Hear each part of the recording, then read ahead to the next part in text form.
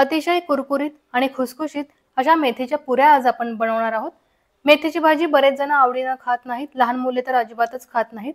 मग त्यांच्यासाठी तुम्ही अशा पद्धतीने मेथीच्या पुऱ्या बनवून द्या, टिफिनसाठी द्या किंवा नाश्त्यासाठी द्या। मग बघा ते आवडीने खातील, कारण खूप चवदार होतात या, त्याचबरोबर झटपटही होतात। आणि पालेभाजी आहे ना, बरेच जणांना आवडत नाही, मग पालेभाजीचे असे वेगळे वेगळे पदार्थ करायचे, मग ते आवडीने खातात। तुम्ही बघू शकता पुऱ्या किती छान झालेल्या आहेत। तर अशाच मस्त रेसिपीला आपण सुरुवात करूया। पण त्याआधी तुम्हाला जर ही रेसिपी आवडली तर लाईक करायला बिलकुल विसरायचं नाहीये, शेअरही करायचं आहे आणि चॅनलला सबस्क्राइब करायचं आहे। चला तर मग रेसिपी सुरू करूया। इथे मी एक भांड घेतलेलं आहे, त्यामध्ये आपण गव्हाचं पीठ घेऊया।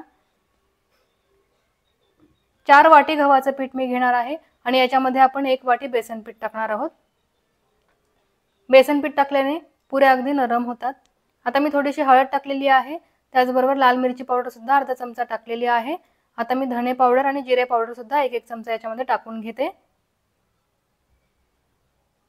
चवीनुसार मीठ मी याच्यामध्ये टाकलेलं आहे। आता हिरवं वाटण आपण याच्यामध्ये टाकूया। 4 ते 5 हिरव्या मिरच्या, कोथिंबीर, आलं आणि लसूण असं मी वाटण तयार केलं होतं। 1 वाटी दही मी याच्यामध्ये टाकलेलं आहे।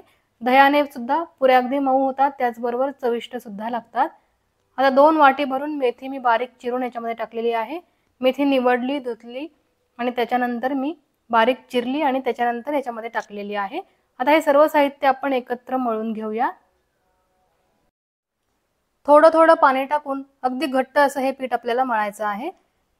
अजिबात सैलसर कणिक करायची नाही, आपल्याला अगदी घट्ट करायची आहे। पाणी टाकून सगळं पीठ आपण एकत्र केलं। आता मी याच्यामध्ये तेल टाकणार आहे। 4 ते 5 चमचे मी तेल याच्यामध्ये टाकलेलं आहे। आपण पोहे खातो ना, त्या चमच्याने 4 ते 5 चमचे तेल टाकायचं आहे आपल्याला। आणि आता तेलामध्ये आपण हे मळून घेऊया। अगदी थोडं पाणी टाकून मी हे पीठ मळून घेतलेलं आहे। तुम्ही बघू शकता घट्टसर असं हे पीठ मळलेलं आहे। आपण याच्या पुऱ्या करणार आहोत, म्हणून अगदी घट्ट अशी ही कणिक मी मळून घेतलेली आहे। तुम्ही बघू शकता पीठ मळून झालेलं आहे आणि अगदी घट्ट असं मी पीठ मळलेलं आहे। तुम्हाला जर याचे पराठे करायचे असतील तर थोडीशी सैलसर कणिक करायची आपल्याला, पण आपण पुऱ्या करणार आहोत म्हणून मी घट्ट कणिक केलेली आहे। आता अगदी 2 ते 3 मिनिटे आपण झाकून ठेवूया बाकीची तयारी करेपर्यंत। जास्त वेळ आपण ठेवायचं नाही, नाहीतर त्याला पाणी सुटतं। 2 मिनिटानंतर मी आता पुऱ्या लाटायला घेते आहे। तुम्हाला लहान मोठ्या ज्या आकाराच्या पुऱ्या करायच्या असतील तेवढा उंडा घ्यायचा, तेल लावायचं त्याला आणि लाटायचं। कारण मेथीला पाणी सुटतं, त्यामुळे पुरी लाटताना पोळपाटाला चिटकू शकते, त्याच्यामुळे आपण तेल लावून लाटायचं। आणि पुरी बघा मी जास्त जाडही नाही करणार आणि खूप पातळही नाही करणार। पातळ पुरी केली तर कडक होईल आणि खूप जाडही नाही करायची। मीडियम साईजची पुरी मी केलेली आहे, तुम्ही बघू शकता। पुरी लाटून झालेली आहे, ती आता आपण एका ताटामध्ये काढून घेऊया।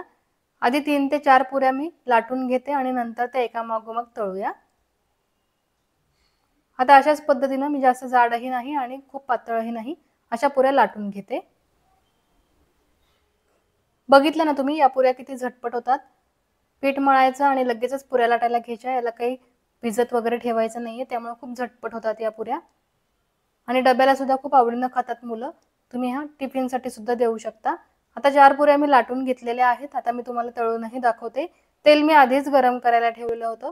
तेल गरम झाल्यानंतर आपण पुरी त्याच्यामध्ये सोडूया आणि खरपूस अशी तळून घेऊया।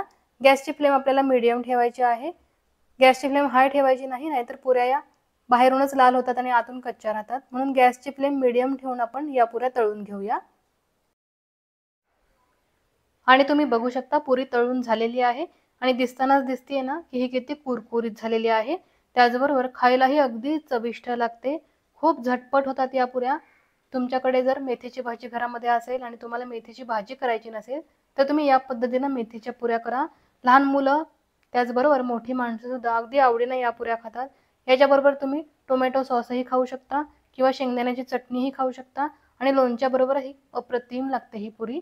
तर कशी वाटली तुम्हाला ही रेसिपी? अगदी झटपट होणाऱ्या चविष्ट अशा मेथीच्या पुऱ्यांची रेसिपी तुम्हाला आवडली असेल तर या व्हिडिओला लाईक करायला बिलकुल विसरू नका, शेअरही करा। जास्तीत जास्त मित्रमंडळींना शेअर करा, म्हणजे त्यांना सुद्धा अगदी मस्त झटपट होणारी ही रेसिपी मिळेल। तर नक्की व्हिडिओला लाईक करा, शेअर करा आणि चॅनलवरती नवीन असाल तर चॅनलला सबस्क्राइब करायला बिलकुल विसरू नका। अशीच मस्त रेसिपी घेऊन मी पुन्हा येईन।